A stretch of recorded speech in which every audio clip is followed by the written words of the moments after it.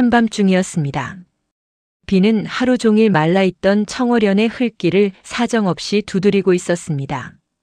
산등성이를 타고 내려온 바람은 횃불을 휘게 만들었고 검은 가마 하나는 호위군들의 발소리마저 삼킨 채 상월교를 향해 느리게 움직이고 있었습니다.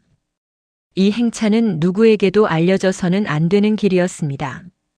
청어련에 내려온 진율미가 장부와 맞지 않는다는 소문을 들은 현왕은 관아가 준비한 보고가 아니라 밤의 고을을 직접 보고 싶어 했습니다. 그래서 왕은 비단 용포를 벗고 짙은 남색 도포만 걸친 채 검은 가마 안에 몸을 숨겼습니다. 가마 앞에는 조태겸이 있었습니다.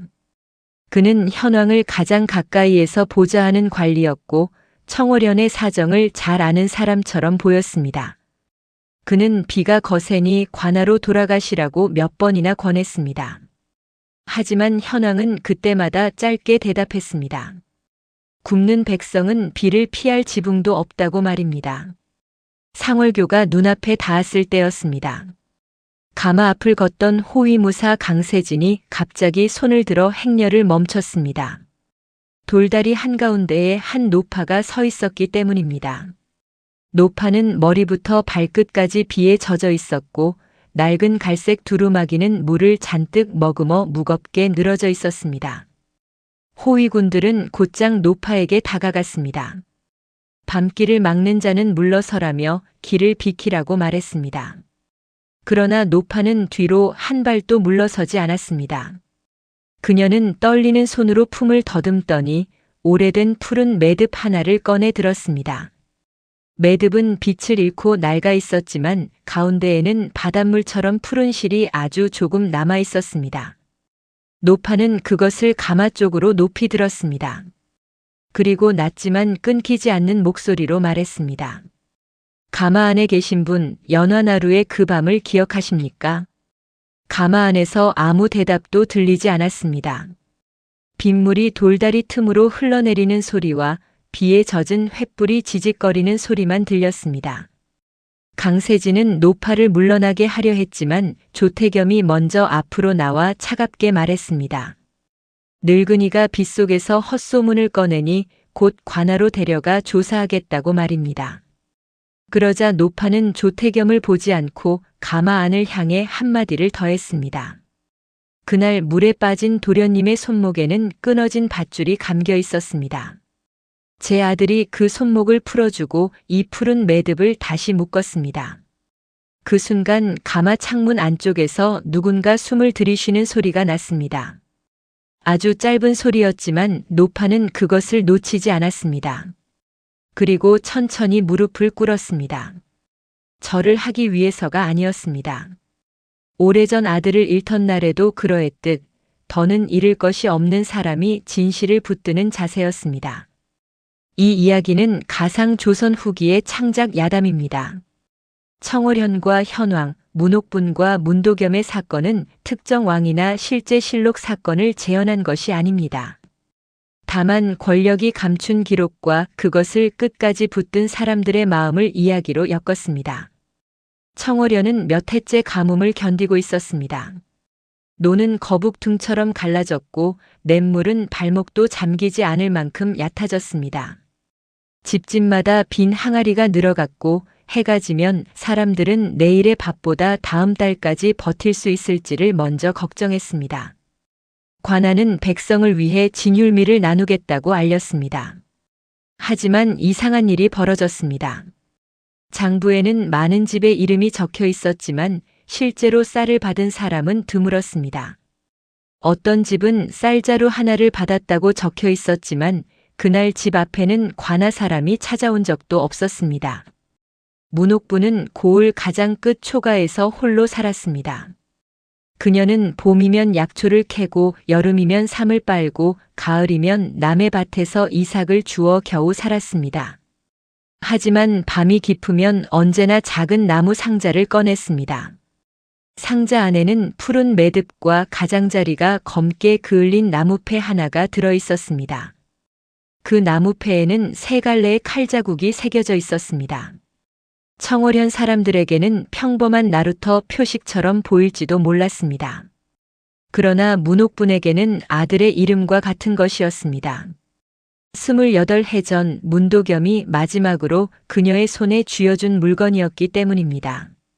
문도겸은 연화나루에서 배를 젓던 청년이었습니다. 말은 많지 않았지만 강물의 흐름을 누구보다 잘 읽었습니다. 노인이 배에 오르면 먼저 손을 내밀었고 가난한 사람들이 장에 갈 때는 배삭을 받지 않았습니다. 그래서 고을 사람들은 그를 나루터의 좋은 아들이라고 불렀습니다. 그해 여름 아직 왕이 되기 전에 어린 세자가 비밀스러운 길을 지나 연화나루에 닿았습니다. 궁의 사정으로 신분을 감춰야 했던 세자는 몇 명의 호위와 함께 비를 피해 강을 건너려 했습니다. 문도겸은 그 일행의 사정을 묻지 않았습니다. 다만 물길이 거칠다며 밧줄을 2번 더 확인했습니다. 그러나 배가 강 한가운데에 다다랐을 때 누군가 강가의 밧줄을 끊었습니다. 폭우로 불어난 물이 배를 흔들었고 물가의 어둠 속에서는 돌 몇 개가 날아왔습니다. 세자는 놀라 몸을 일으켰고 배는 한순간 크게 기울었습니다. 어린 세자가 강물에 빠진 순간 호위군들보다 먼저 뛰어든 사람은 문도겸이었습니다. 그는 차가운 물속에서 세자의 옷자락을 붙들고 끊어진 밧줄에 팔이 베이면서도 물살을 거슬러 강가로 나아갔습니다. 한 손으로는 세자를 밀어 올리고 다른 손으로는 강바닥에 돌을 붙들었습니다. 세자가 겨우 숨을 되찾았을 때 문도겸은 자기 두루마기 자락을 찢어 세자의 손목 상처를 감쌌습니다. 그리고 풀린 푸른 매듭을 다시 묶어주었습니다. 어린 세자는 떨리는 목소리로 은혜를 잊지 않겠다고 말했습니다. 도겸은 그 말에 웃으며 물길을 건넌 사람은 서로를 잊지 말아야 한다고 답했습니다. 하지만 날이 밝자 나루터의 이야기는 뒤집혔습니다. 관아는 세자를 습격한 도적들이 있었다고 발표했고 문도겸은 도적들과 한패였다는 이름으로 끌려갔습니다. 그가 세자를 물에서 건져냈다는 사실은 어디에도 적히지 않았습니다. 오히려 도겸이 세자를 배 위에서 흔들었다는 거짓말이 장부에 남았습니다. 문옥부는 관아 앞마당에서 아들의 이름을 부르며 무릎을 꿇었습니다. 물에 빠진 사람을 구한 아이가 왜 도적이 되느냐고 끊어진 밧줄과 피 묻은 두루마기를 보면 알 수 있지 않느냐고 울었습니다. 하지만 당시 관아 사람들은 그녀에게 눈길조차 주지 않았습니다. 그때 아전 서진묵만은 고개를 숙인 채 문도겸의 말을 믿는다고 조용히 말했습니다. 그는 나루터에서 사라진 배삭 장부와 누군가 바꿔놓은 진술서를 찾아보겠다고 약속했습니다. 그러나 사흘 뒤 서진묵은 갑자기 고을을 떠났고 그가 모은 종이와 기록도 모두 사라졌습니다. 문도겸은 끝내 돌아오지 못했습니다. 사람들은 그가 먼 고을 감옥에서 병으로 죽었다고 수군거렸습니다. 문옥부는 시신을 보지 못했고 아들이 남긴 것은 푸른 매듭과 3갈래 칼자국이 난 나무패뿐이었습니다. 그녀는 그날부터 누구에게도 아들의 이야기를 길게 하지 않았습니다. 들어줄 사람이 없다는 것을 알았기 때문입니다. 세월이 흐른 뒤 물에 빠졌던 어린 세자는 왕이 되었습니다. 현왕은 비가 내리는 밤마다 자신을 물 밖으로 밀어 올리던 젊은 손을 떠올렸습니다. 그는 여러 번 궁의 기록을 찾아보라 했지만 보고서에는 충직한 호위군들이 세자를 구했다고만 적혀 있었습니다. 문도겸이라는 이름은 한 줄도 남아있지 않았습니다. 현왕은 마음 한구석이 늘 불편했습니다. 자신을 살린 사람이 있었다는 기억은 분명했는데 왕이 된 뒤에도 그 사람의 이름조차 찾지 못한 것이 부끄러웠습니다. 그러나 조태겸을 비롯한 신하들은 오래된 소문에 마음을 쓰지 마시라고 말했습니다. 기록에 없는 일은 확인할 수 없는 일이라고 말입니다. 조태겸은 청월현과 오래된 인연이 있었습니다. 그가 젊은 시절 관아의 서리로 일하던 때 연화나루 사건이 벌어졌습니다. 지금 그는 왕 곁에 높은 관리가 되었고 청월현의 진율미 장부를 직접 살피는 위치에 있었습니다. 그래서 왕이 비밀 행차를 하겠다고 하자 누구보다 불편해했습니다. 그날 낮 문옥부는 관아 뒤편에서 수레 몇 대가 움직이는 것을 보았습니다. 원래 진율미 자루가 실려야 할 수레였지만 자루 아래에는 무거운 나무 상자가 깔려 있었습니다. 그리고 상자 한쪽에는 세 갈래 칼자국이 새겨진 나무패가 매달려 있었습니다. 문옥부는 그 표식을 보는 순간 숨이 막혔습니다. 그것은 연화나루에서 곡식과 배삭을 구분할 때 쓰던 표식이었습니다. 도겸은 생전에 세 줄 표식을 가리키며 이것은 사람의 목숨을 함부로 셈하는 자들이 좋아하는 표식이라고 말하곤 했습니다. 그때는 그 뜻을 몰랐지만 이제 그녀는 알 것 같았습니다. 그녀는 수레를 뒤따라 관아 뒤문까지 갔습니다. 해가 진 뒤 검은 가마가 조용히 나왔고 조태겸이 앞장섰습니다. 수레에는 진율미 자루처럼 보이는 짐이 뒤따랐습니다. 문옥부는 처음에는 또 다른 곡식 도둑들이 밤길로 빠져나가는 줄 알았습니다. 그러나 상월교 앞에서 가마의 휘장이 바람에 잠시 들렸습니다. 그 틈으로 안에 앉은 사람의 오른쪽 손목이 보였습니다. 오래전 끊어진 밧줄이 남긴 듯한 가는 흉터가 손목을 가로지르고 있었습니다. 문옥부는 그 흉터를 보는 순간 물에 젖은 어린 세자의 손목을 떠올렸습니다. 그녀는 늙은 다리로 돌다리까지 달려갔습니다. 숨이 차고 무릎은 아팠지만 멈출 수 없었습니다. 수십 년 동안 아들의 억울함을 들고 살았던 사람이 자신의 아들을 살려낸 아이가 왕이 되었다는 것을 알면서도 외면할 수는 없었습니다. 다시 상월교 위였습니다. 현왕은 가마 안에서 노파의 말을 듣고 천천히 창문을 열었습니다. 비에 젖은 얼굴과 떨리는 손, 그리고 푸른 매듭을 보는 순간 오래전 강물 냄새와 차가운 밤 공기가 한꺼번에 돌아왔습니다. 문옥부는 왕에게 절하지 않았습니다. 그녀는 푸른 매듭을 가슴에 안고 물었습니다. 전하께서는 그날 밤을 기억하십니까? 제 아들은 전하를 살렸습니다. 그런데 어찌 도적이 되어 죽어야 했습니까? 조태겸이 급히 앞으로 나섰습니다. 노파가 오래된 헛소문으로 왕의 길을 막는다고 관아에서 따로 조사하면 된다고 말했습니다. 하지만 현왕은 조태겸을 보지 않았습니다. 그는 문옥분에게 아들의 이름을 다시 말해달라고 했습니다. 문옥분은 떨리는 목소리로 대답했습니다. 문도겸입니다. 연화나루에서 배를 졌던 아이였습니다. 전하의 손목에 이 매듭을 다시 묶어준 아이였습니다. 그 이름을 듣는 순간 현왕의 손이 가마 창틀 위에서 굳었습니다. 그는 어린 시절 물속에서 누군가 들려주던 목소리를 떠올렸습니다. 눈을 감지 마십시오. 물길은 끝까지 가야 잔잔해집니다. 그 말은 수십 년 동안 꿈속에서만 들리던 말이었습니다. 문옥부는 품에서 또 하나의 나무패를 꺼냈습니다. 세 갈래 칼자국과 검은 그을음이 남은 나무패였습니다. 오늘 밤 전하의 행차 뒤를 따르는 수레에도 같은 표식이 있다고 제 아들의 이름을 지운 사람들이 이제는 굶주린 백성의 곡식까지 지우고 있다고 말했습니다. 강세진은 그 말을 듣고 수레 쪽으로 다가갔습니다. 진율미 자루 밑을 살피던 그는 비에 젖은 나무패 하나를 발견했습니다. 거기에도 똑같은 세 갈래 칼자국이 있었습니다. 그리고 자루 가장 아래에는 붉은 인장 상자와 오래된 장부 꾸러미가 숨겨져 있었습니다. 현왕은 마침내 가마문을 열고 빗속으로 내려섰습니다. 왕의 발이 상월교 돌바닥에 닿는 순간 횃불을 든 호위군들은 숨을 멈췄습니다.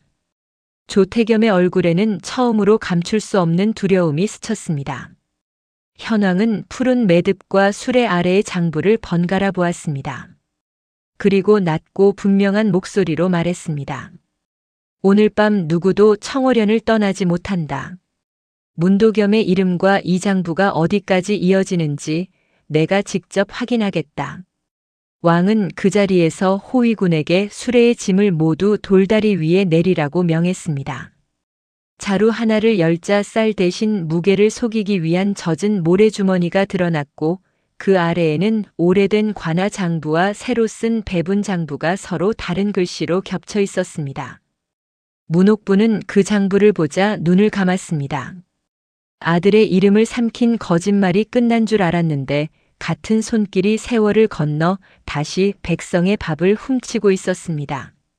현왕은 노파의 침묵을 보며 오늘 밤 자신이 찾아야 할 것은 한 사람의 과거가 아니라 오랫동안 방치된 수많은 이름이라는 것을 깨달았습니다. 조태겸은 비에 젖은 장부를 내려다보다가 조용히 한 발 뒤로 물러났습니다. 그러나 강세진은 그 움직임을 놓치지 않았습니다. 그는 장부 아래에서 붉은 인장 상자 하나를 꺼냈고 상자 밑바닥에는 오래된 관아 인장과 새 인장이 함께 들어 있었습니다. 현왕은 조태겸에게 묻습니다. 이 장부가 왜 진율미 수레에 실려 있었느냐고 말입니다. 조태겸은 오래된 문서를 정리하려 했을 뿐이라고 답했지만 그의 목소리는 비바람보다 작았습니다. 문옥부는 왕 앞에 푸른 매듭을 내려놓았습니다. 그리고 말했습니다. 전하, 저는 제 아들이 왕을 살린 대가를 바라지 않습니다. 다만 도적이 아니라 사람을 살린 아이였다는 말 한마디만 더는 장부밖에 버려두지 말아주십시오. 현왕은 매듭을 집어들지 못했습니다. 젖은 실끝이 손등에 닿는 순간 그는 자신이 왕이 된 뒤에도 과거의 빚을 외면해 왔다는 것을 분명히 알았습니다. 왕에게 가장 무서운 것은 칼이 아니라 이름 없는 사람의 기억일 수 있었습니다. 그날 밤 상월교 위에서는 아무도 청월현을 떠나지 못했습니다. 현왕은 관아 문을 열고 진율미 장부와 28패 전 연화나루 기록을 함께 찾아내라고 명했습니다. 그러나 아무도 알지 못했습니다. 이미 조태겸이 누군가에게 마지막 장부를 없애라는 명령을 내려두었다는 사실을 말입니다. 비는 새벽까지 그치지 않았습니다. 그리고 청월현의 낡은 곳간 안에서는 불빛 하나가 조용히 흔들리고 있었습니다. 누군가 오래된 장부를 불 속에 넣으려 하고 있었습니다. 새벽이 가까워질 무렵 현왕은 청월현 관아의 작은 사랑방에 앉아 있었습니다. 방 안에는 상월교에서 발견된 장부와 붉은 인장 상자, 젖은 모래주머니, 그리고 문옥분이 지닌 푸른 매듭이 나란히 놓여 있었습니다. 왕은 한동안 아무 말도 하지 못했습니다. 오래전 잊혔다고 믿었던 밤이 이제는 젖은 종이 냄새와 함께 눈앞으로 돌아와 있었기 때문입니다. 조태겸은 문서를 살피는 척하며 왕의 눈치를 보았습니다. 그는 진율미 장부의 수량이 맞지 않는 것은 아랫사람들의 실수일 수 있다고 말했습니다. 오래된 나루터 사건까지 꺼내는 것은 백성의 마음을 어지럽힐 뿐이라고도 덧붙였습니다. 그러나 현왕은 장부의 종이 한 귀퉁이를 들어올리며 물었습니다. 실수라면 왜 새 장부와 헌 장부의 숫자가 서로 다르냐고 말입니다. 새 장부에는 청월현 백성들에게 곡식이 넉넉히 나간 것으로 적혀 있었습니다. 하지만 오래된 장부에는 같은 날, 같은 쌀자루가 관아 뒤편 창고로 다시 들어온 것으로 표시되어 있었습니다. 받았다고 적힌 사람들의 이름도 이상했습니다. 몇몇은 이미 세상을 떠난 사람들이었고 몇몇은 다른 고을로 떠난 지 오래된 이름들이었습니다. 현왕은 문옥분에게 조용히 물었습니다. 왜 이제야 자신을 막아섰느냐고 말입니다. 문옥분은 한참 동안 대답하지 않았습니다. 그러다 푸른 매듭을 쓰다듬으며 말했습니다. 전하가 왕이 되셨다는 소식을 들은 뒤에도 저는 궁궐 문 앞까지 갈 수 없는 사람이었습니다. 가난한 노파의 말보다 이미 적힌 장부 한 줄이 더 무거운 세상이었기 때문이라고 말입니다. 문옥분은 아들이 끌려가던 날을 떠올렸습니다. 문도겸은 관아뜰에서 끝까지 자신은 세자를 해친 적이 없다고 말했습니다. 오히려 물에 빠진 아이를 살렸다고 말했습니다. 하지만 관아의 기록과는 고개도 들지 않은 채 이미 준비된 종이를 읽어내려갔습니다. 종이에는 도겸이 낯선 사내들과 함께 세자의 배를 뒤집으려 했다고 적혀 있었습니다.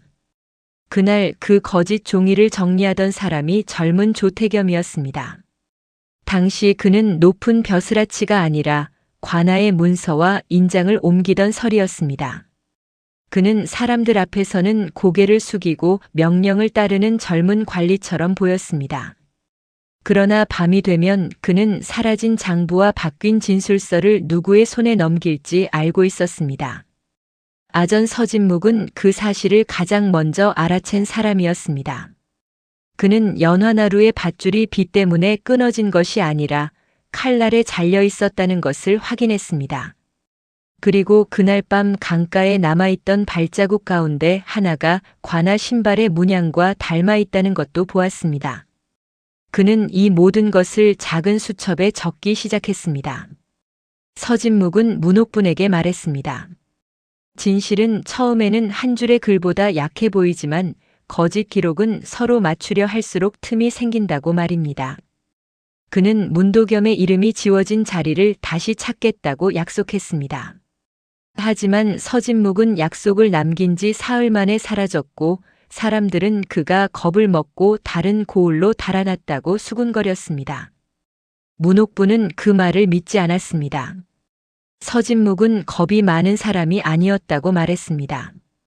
그는 글을 쓰는 손보다 글을 숨기는 손을 더 두려워하던 사람이었다고 했습니다. 그래서 문옥부는 세 갈래 나무패와 푸른 매듭을 버리지 않았습니다. 언젠가 아들의 이름을 찾을 날이 오면 이 물건들이 말을 해줄 것이라 믿었습니다. 그때 관아 밖에서 작은 발소리가 들렸습니다. 강세진이 문을 열자 젖은 집신을 신은 소년 하나가 서 있었습니다. 소년의 이름은 할인이었습니다. 그는 청어련 주막에서 심부름을 하며 살았고 낮에는 물동이를 나르고 밤에는 관아 뒤편까지 기름을 배달하곤 했습니다. 할인은 한참 동안 방 안의 어른들을 바라보다가 용기를 내어 말했습니다. 며칠 전밤 관아 뒤편 낡은 곳간에서 이상한 소리를 들었다고 말입니다. 쌀자루를 옮기는 소리가 아니라 종이 꾸러미와 나무 상자가 끌리는 소리였다고 했습니다. 그리고 문이 살짝 열렸을 때 붉은 인장을 찍는 조태겸의 사람을 보았다고 말했습니다. 조태겸은 곧바로 할인을 향해 눈을 돌렸습니다.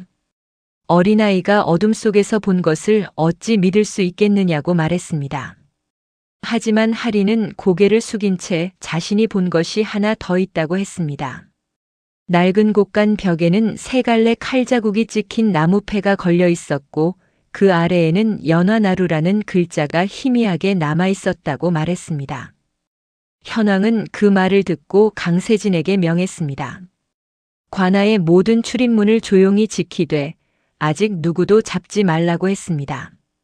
진실을 숨긴 사람은 증거가 사라졌다고 믿을 때 가장 먼저 움직인다고 말입니다.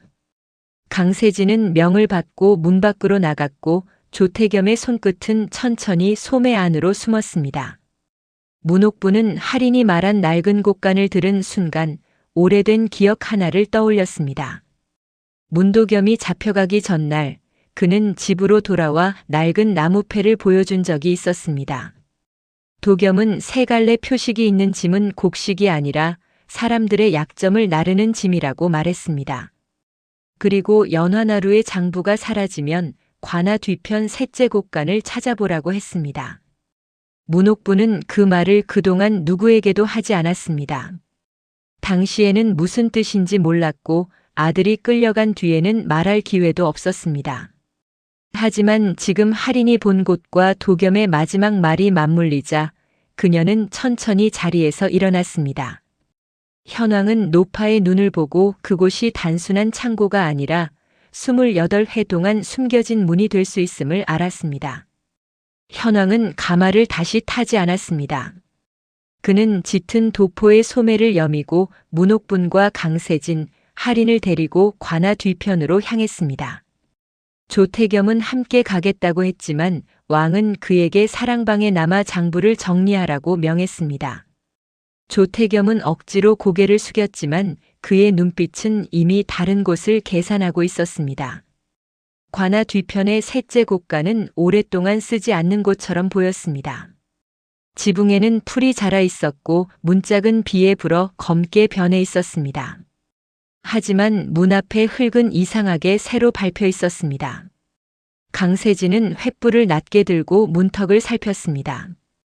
그리고 빗물에 씻기지 않은 붉은 인장 가루를 발견했습니다.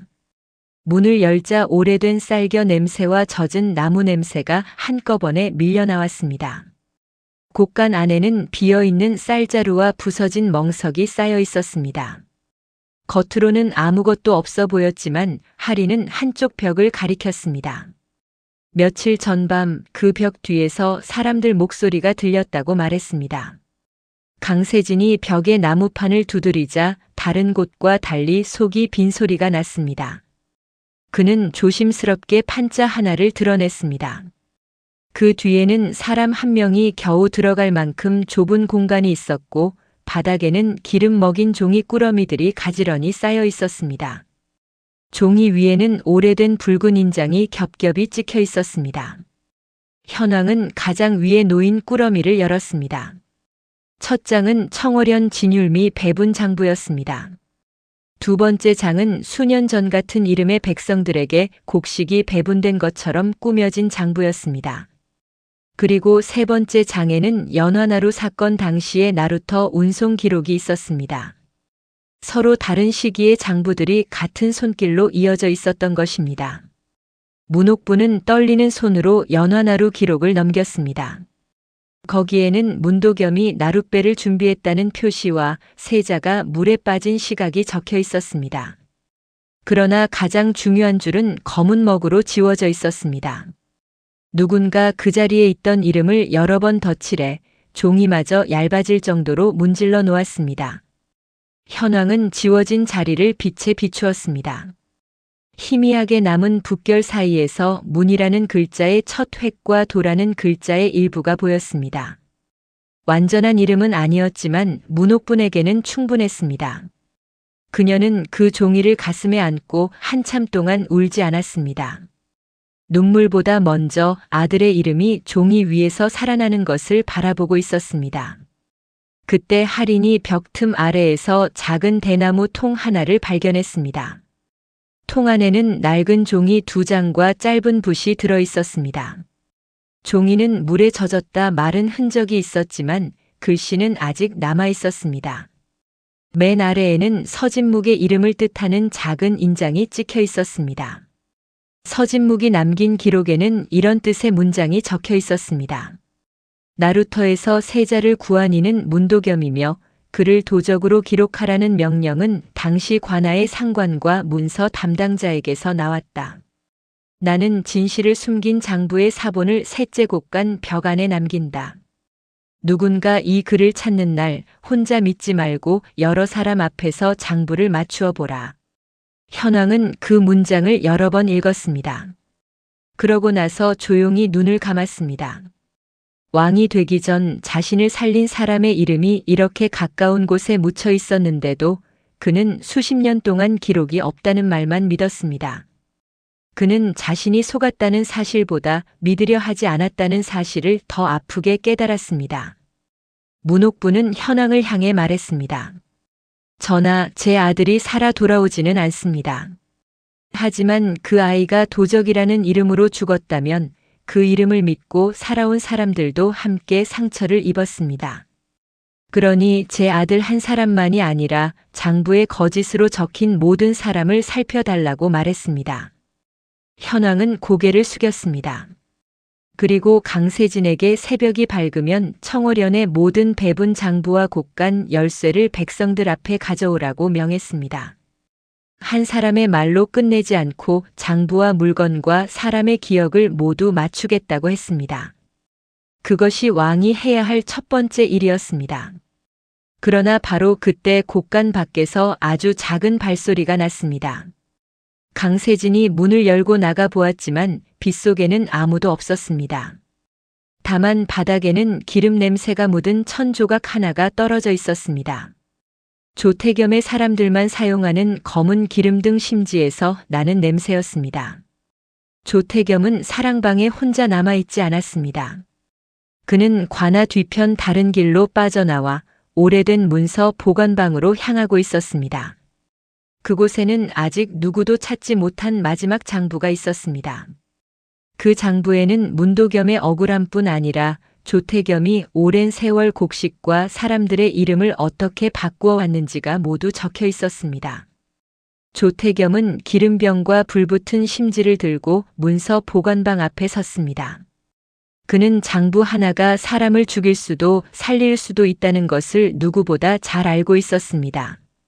그래서 그는 자신이 살기 위해 또 한 번 종이를 불 속에 넣으려 했습니다. 그 시각 하리는 빗속 멀리서 붉게 흔들리는 불빛을 보았습니다. 그는 숨이 차오르는 것도 잊은 채 현황과 문옥분이 있는 곳간으로 달려갔습니다. 그리고 떨리는 목소리로 외쳤습니다. 전하, 누군가 문서를 태우려 합니다. 이번에는 장부만이 아니라 청월연의 모든 이름을 없애려 합니다. 할인의 외침이 끝나기도 전에 현왕은 몸을 돌렸습니다. 관아 뒤편 문서 보관방 쪽 하늘이 붉게 흔들리고 있었습니다. 비는 조금 잦아들었지만 바람을 탄 불빛은 어둠 속에서 더 선명하게 보였습니다. 강세진은 호위군에게 우물의 물통을 가져오라고 명한 뒤 가장 먼저 달려갔습니다. 문서 보관방 문틈에서는 검은 연기가 새어나오고 있었습니다. 안쪽에서는 누군가 종이 꾸러미를 불 속에 밀어넣는 소리가 들렸습니다. 강세진이 문을 밀어 열자 조태겸은 불붙은 심지를 손에 든 채 돌아섰습니다. 그의 발치에는 반쯤 탄 장부와 기름병이 흩어져 있었습니다. 조태겸은 잠시 놀란 얼굴을 보였지만 곧 고개를 숙였습니다. 오래된 곰팡이 장부가 불에 옮겨 붙었을 뿐이라며 변명했습니다. 그러나 현왕은 조태겸의 손에 묻은 먹과 기름을 보았습니다. 그리고 불 속으로 들어가기 직전에 장부 한 권을 직접 집어들었습니다. 장부의 겉장에는 아무 제목도 없었습니다. 하지만 첫 장을 넘기자 연화나루 사건이 일어난 해와 청월현 관아의 운송 기록이 적혀 있었습니다. 그 뒤로는 진율미의 출납과 토지 문서, 백성들의 이름이 오래된 먹과 새먹으로 뒤섞여 있었습니다. 한 권의 장부가 28해의 거짓을 이어 붙이고 있었습니다. 현왕은 장부 가운데에서 유난히 두꺼운 종이 한 장을 발견했습니다. 종이에는 당시 청월연의 수령과 문서 담당자들이 찍은 인장이 남아 있었습니다. 그리고 가장 아래에는 젊은 조태겸의 이름이 작은 글씨로 적혀 있었습니다. 그는 그날 밤 문도겸의 진술서를 옮겨 적은 사람이었습니다. 조태겸은 곧바로 무릎을 꿇었습니다. 당시에는 명령을 따를 수밖에 없었다고 말했습니다. 자신은 낮은 서리에 불과했고 윗사람들이 시키는 대로 붓을 들었을 뿐이라고 했습니다. 하지만 현왕은 조태겸에게 물었습니다. 그렇다면 왜 지금까지 같은 방식으로 진율미 장부를 바꾸고 있었느냐고 말입니다. 조태겸은 대답하지 못했습니다. 불빛이 그의 얼굴을 흔들었고 빗물이 처마 끝에서 떨어지는 소리만 길게 이어졌습니다. 그때 문옥부는 반쯤 탄 장부 옆에서 작은 천 조각 하나를 발견했습니다. 천에는 오래된 푸른 실이 한 가닥 꿰매져 있었습니다. 문옥부는 그 실을 보는 순간 손을 떨었습니다. 그것은 문도겸이 나루터에서 늘 허리에 묶고 다니던 끈과 같은 빛이었습니다. 도겸은 물에 빠진 세자의 손목에 매듭을 묶고 난 뒤 남은 실을 자신의 허리끈에 다시 이어두었다고 했습니다. 그 실이 왜 문서 보관방에 남아 있었는지 누구도 바로 말할 수 없었습니다. 장부의 마지막 장 사이에는 작은 종이 봉투가 끼워져 있었습니다. 봉투 겉면에는 서진묵의 글씨로 보이는 짧은 문장이 적혀 있었습니다. 연화나루에서 사라진 사람의 마지막 말이라 적혀 있었습니다. 현왕은 그 봉투를 조심스럽게 열었습니다. 봉투 안에는 서진묵이 남긴 짧은 기록과 문도겸의 진술 일부가 들어 있었습니다. 기록에는 문도겸이 세자를 구한 뒤 배를 뒤집으려 한 자가 따로 있었다는 내용이 적혀 있었습니다. 그 자는 세자의 죽음을 사고로 꾸미려 했고 실패하자 문도겸에게 죄를 덮어 씌우려 했습니다. 서진묵은 그 배후가 당시 청월현 수령과 곡식 운송을 맡은 상단의 결탁이라고 적었습니다. 세자가 죽으면 궁 안의 권력 다툼이 커질 것이고 혼란 속에서 진율미와 세금을 빼돌릴 길이 열린다고 했습니다. 조태겸은 그때부터 이들의 문서를 정리하며 거짓 기록이 살아남는 방법을 배웠습니다. 문옥부는 서진묵의 기록을 듣고도 바로 울지 않았습니다. 그녀는 오랫동안 아들이 왜 죽어야 했는지 알고 싶었습니다. 하지만 진실은 너무 거대했습니다. 아들 하나의 억울함이 아니라 권력을 탐한 사람들이 어린 세자와 굶주린 백성을 모두 셈으로 계산했다는 사실이 그녀의 가슴을 더 아프게 했습니다. 현왕은 문도겸의 진술 종이를 손에 들고 한참 바라보았습니다. 종이에는 짧은 문장이 남아 있었습니다. 저는 물에 빠진 도련님을 살렸습니다. 그 아이가 누구인지는 모르지만 살아야 할 사람은 살려야 한다고 생각했습니다. 그 문장은 짧았지만 현왕에게는 수십 년 동안 듣지 못했던 목소리처럼 들렸습니다. 조태겸은 다시 변명했습니다. 문도겸의 일은 옛날의 일이고 지금의 진율미 장부와는 다르다고 말했습니다. 하지만 강세진은 불 속에서 꺼낸 새 장부를 펼쳐 보였습니다. 거기에는 죽은 사람의 이름과 떠난 사람의 이름이 다시 쓰여 있었고 같은 인장이 여러 해 동안 반복되어 있었습니다. 하리는 조심스럽게 앞으로 나왔습니다. 그는 관아 뒤편에서 쌀자루가 나가는 것을 여러 번 보았다고 말했습니다. 처음에는 상단에 넘기는 물건인 줄 알았지만 자루 아래에 숨겨진 장부와 인장 상자를 본 뒤부터 이상하다고 느꼈다고 했습니다. 어른들이 무서워 말하지 못했지만 오늘은 더 이상 숨길 수 없다고 말했습니다. 문옥부는 할인의 어깨에 손을 얹었습니다. 그리고 현왕에게 말했습니다. 이 아이가 진실을 말하는 데에도 이렇게 많은 용기가 필요합니다. 제 아들이 살아있을 때도 많은 사람이 알고 있었지만 아무도 말하지 못했습니다. 전하께서 오늘 이 아이의 말을 기록하지 않으시면 또 다른 문도겸이 생길 것이라고 말입니다. 현왕은 그 말에 고개를 들었습니다. 그는 강세진에게 문서 보관방과 셋째 곳간의 장부를 모두 봉인하라고 명했습니다. 그리고 조태겸을 즉시 묵지 말고 새벽이 밝을 때까지 이곳에 머물게 하라고 했습니다. 왕은 한 사람의 고백보다 백성 앞에서 서로 맞춰보는 기록이 더 오래 남는다는 것을 이제 알기 시작했습니다. 조태겸은 그 명을 듣고 처음으로 목소리를 높였습니다. 밤중에 노파와 어린아이 말만으로 관리를 의심하는 것은 왕의 채통을 해치는 일이라고 말했습니다. 그러자 현왕은 조용히 대답했습니다. 왕의 채통은 거짓 장부 위에 세워지는 것이 아니라 억울한 이름을 다시 읽는 데서 시작된다고 말입니다. 문서 보관방 밖으로 나왔을 때 비는 거의 그쳐 있었습니다. 구름 사이로 아주 희미한 새벽빛이 내려오고 있었습니다. 그러나 청어련의 사람들은 아직 이 밤에 무슨 일이 벌어졌는지 알지 못했습니다. 그들은 다음 날도 장부에 적힌 목보다 적은 쌀을 받게 될 것이라 생각하며 잠들어 있었습니다. 현왕은 문옥분에게 물었습니다. 새벽에 백성들 앞에 장부를 펼치면 감당할 수 있겠느냐고 말입니다. 문옥분은 천천히 고개를 끄덕였습니다. 자신은 아들을 잃은 뒤 이미 가장 큰 두려움을 지나왔다고 했습니다. 이제 두려운 것은 침묵이 다시 장부가 되는 일뿐이라고 말했습니다. 그때 청어련 바깥길에서 말발굽 소리가 들렸습니다. 조태겸의 신복 한 명이 관아를 빠져나가려 한 것입니다. 그는 수레에 작은 상자 하나를 싣고 있었고 상자 안에는 새 인장과 빈 장부 여러 권이 들어 있었습니다. 강세진은 호위군과 함께 그를 막아 세웠습니다.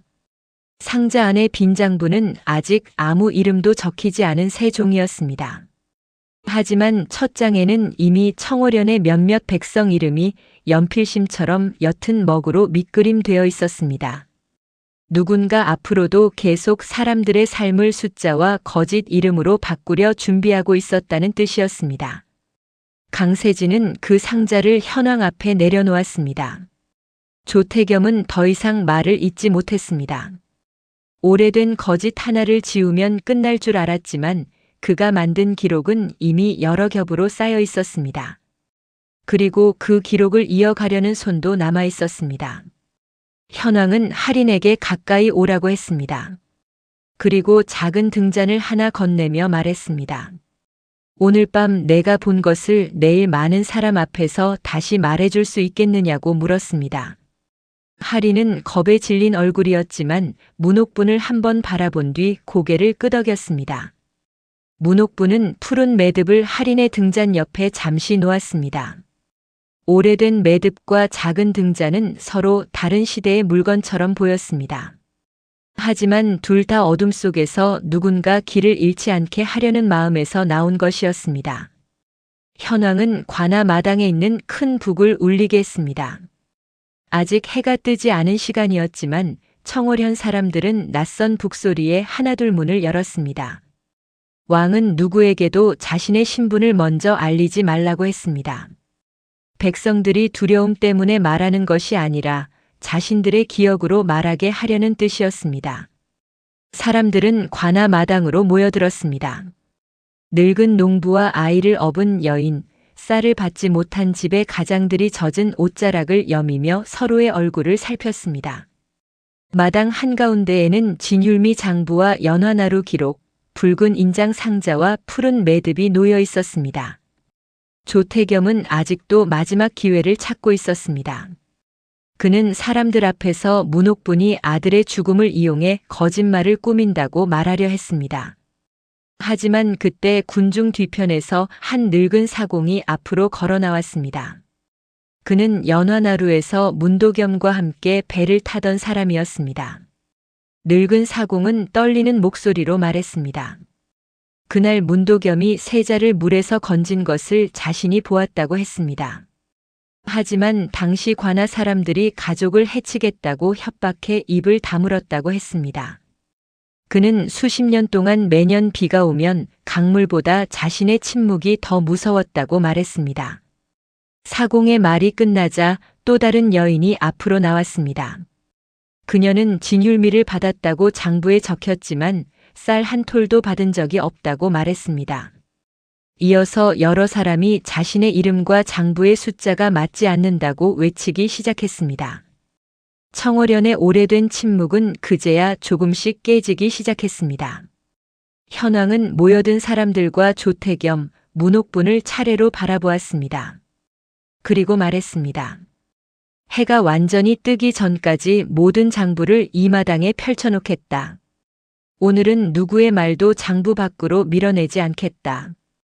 그때 동쪽 하늘이 아주 희미하게 밝아졌고 문옥분은 품속의 푸른 매듭을 꼭 쥐었습니다. 동쪽 하늘이 조금씩 밝아지자 청월현 관아 마당은 사람들로 가득 찼습니다. 비에 젖은 집신과 낡은 두루마기, 아이를 업은 여인과 허리가 굽은 농부들이 마당 가장자리에 조용히 섰습니다. 누구도 아직 가마에서 내린 사내가 왕이라는 사실을 알지 못했습니다. 마당 한가운데 낮은 탁자가 놓였습니다. 탁자 위에는 진율미 배분 장부와 연화나루 운송 기록, 붉은 인장 상자, 새 인장이 찍힌 빈 장부 그리고 문옥분의 푸른 매듭이 나란히 놓였습니다. 서로 아무 관련 없어 보이던 물건들이었지만 이제는 28해의 거짓을 가리키고 있었습니다. 현왕은 사람들 앞에 서서 자신의 신분을 밝히지 않았습니다. 그는 먼저 청월현에서 진율미를 받았다고 장부에 적힌 사람 가운데 실제로 쌀을 받은 사람이 앞으로 나와 달라고 말했습니다. 처음에는 아무도 움직이지 않았습니다. 사람들은 관아 마당에서 말하는 일이 얼마나 위험한지 너무 잘 알고 있었습니다. 잠시 뒤 아이를 업은 젊은 여인이 조심스럽게 앞으로 나왔습니다. 장부에는 지난달 쌀 2자루를 받았다고 적혀 있었지만 자신은 빈 바가지 하나도 받지 못했다고 말했습니다. 그녀는 남편이 굶주린 아이를 위해 산나물을 캐러 갔다가 병을 얻었다고 말하며 고개를 들지 못했습니다. 그 여인의 말이 끝나자 늙은 농부 하나가 앞으로 나왔습니다.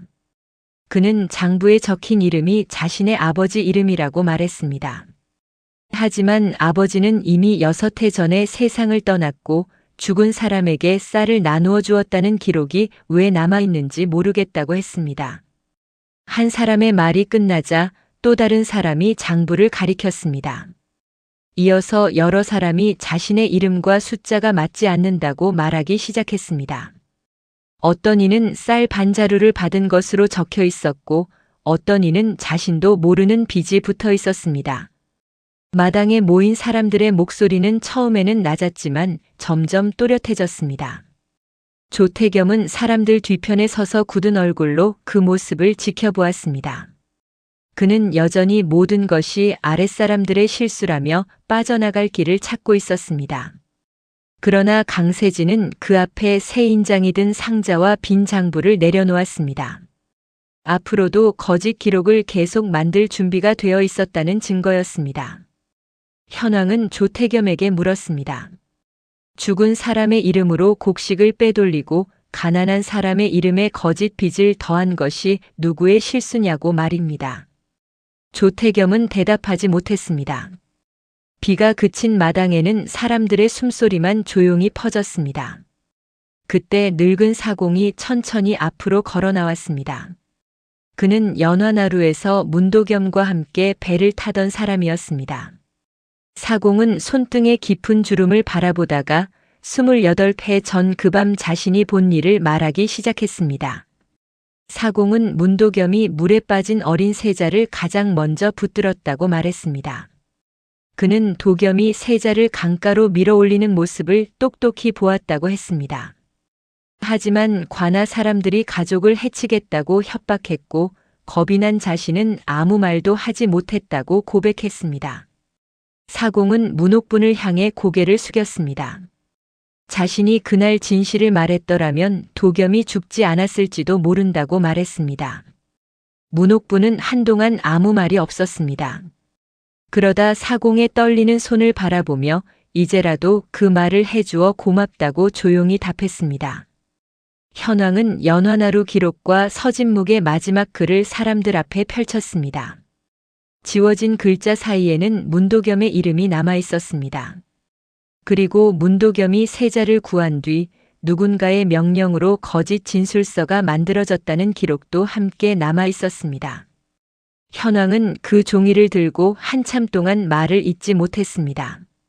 왕이 되기 전 자신을 살린 청년의 이름을 왕이 된 뒤에도 찾지 못했다는 사실이 그의 가슴을 무겁게 눌렀습니다. 그는 기록이 없다는 말 뒤에 숨어 진실을 끝까지 찾지 않았던 자신의 잘못을 인정해야 했습니다. 마침내 현왕은 문옥분 앞에 섰습니다. 그리고 사람들 모두가 듣는 자리에서 문도겸의 이름을 불렀습니다.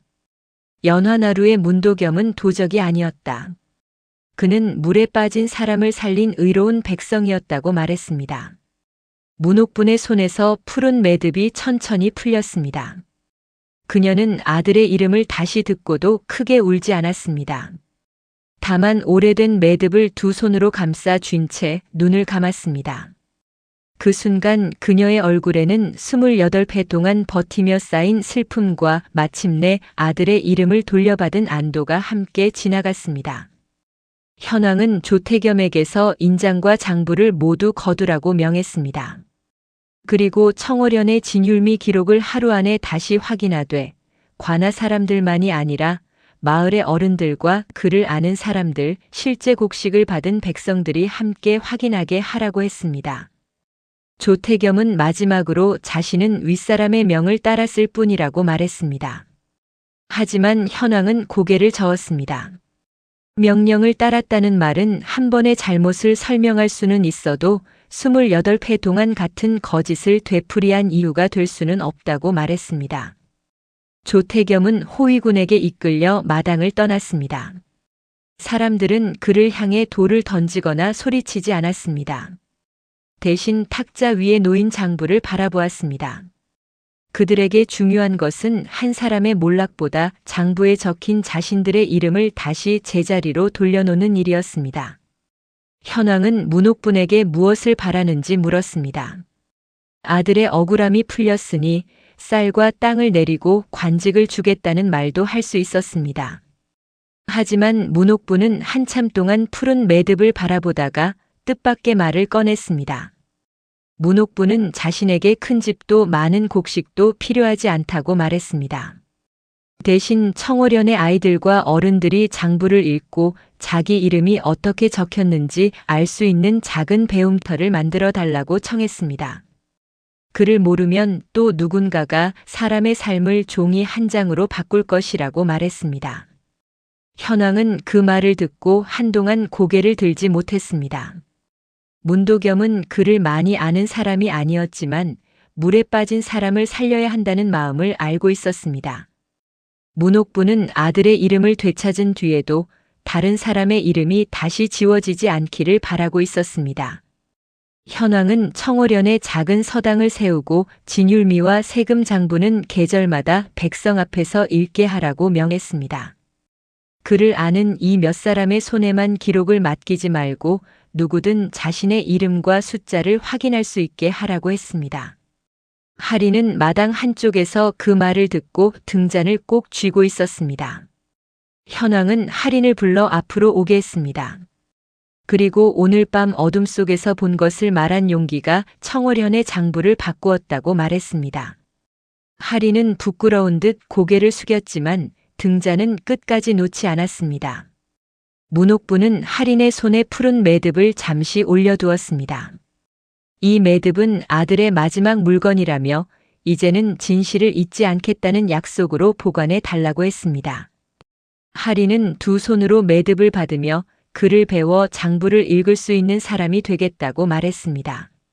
며칠 뒤 청월연의 곳간 앞에는 사람들이 다시 모였습니다. 이번에는 두려움 때문에 모인 것이 아니었습니다. 쌀자루가 하나씩 나갈 때마다 이름과 수량을 큰 소리로 읽고 여러 사람이 함께 확인했습니다. 장부는 더 이상 관아 안쪽 어두운 방에만 있지 않았습니다. 문옥분의 초가에는 작은 나무 탁자 하나가 놓였습니다. 그 위에는 문도겸의 이름이 적힌 새 기록과 서진묵이 남긴 종이의 사본, 그리고 푸른 매듭이 함께 놓였습니다. 문옥부는 매일 아침 그 앞에 앉아 아들의 이름을 천천히 불렀습니다. 현왕은 청월연을 떠나기 전 다시 상월교를 찾았습니다. 비에 젖었던 돌다리는 이제 새벽 햇살을 받아 조용히 말라가고 있었습니다. 그는 다리 한가운데에서 멈춰 섰습니다. 그날 밤 자신을 막아선 노파가 없었다면 그는 또 한 번 거짓 기록을 지나쳤을 것입니다. 문옥부는 왕에게 마지막으로 말했습니다. 전하, 사람은 오래된 일을 잊을 수 있습니다. 하지만 잊었다고 해서 없던 일이 되는 것은 아닙니다. 누군가가 그 이름을 다시 불러줄 때까지 진실은 조용히 기다리고 있을 뿐이라고 말했습니다. 현왕은 푸른 매듭을 바라보다가 고개를 숙였습니다. 한밤중 왕의 행차를 막아선 노파는 큰 것을 요구하지 않았습니다. 그녀는 다만 아들의 이름을 돌려달라고 했고 다른 사람들의 이름이 다시 장부 밖으로 밀려나지 않게 해달라고 했습니다. 이 이야기는 가상의 조선 후기 배경과 창작 인물을 바탕으로 구성한 역사 야담입니다. 왕의 비밀 행차와 진율미, 나루터 장부라는 소재는 시대적 분위기를 위한 장치이며 문옥분과 문도겸, 청월연의 사건은 실제 실록이나 특정 역사 인물을 재현한 내용이 아닙니다. 진실은 때때로 아주 늦게 돌아옵니다. 그러나 늦게 돌아온 진실도 누군가의 이름을 다시 불러줄 수 있다면 결코 헛된 것은 아닙니다. 오늘 이야기처럼 오랫동안 잊힌 이름이 다시 세상에 나오길 바라며 조선야담 한국사극장이었습니다.